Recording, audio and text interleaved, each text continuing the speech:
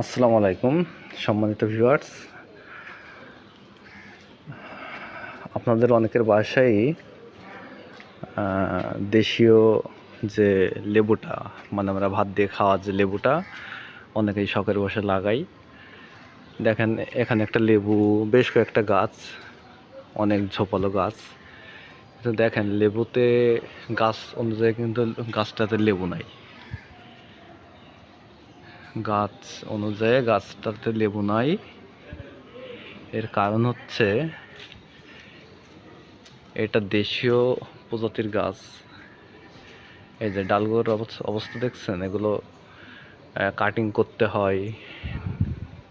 উন্নত জাতের লেবুর সায়ন দিয়ে করতে হয়, যেটাকে বলে গ্রাফটিং করতে হয়। তাহলে এই যে প্রত্যেক ডোগাতে কিন্তু তখন লেবু আসে।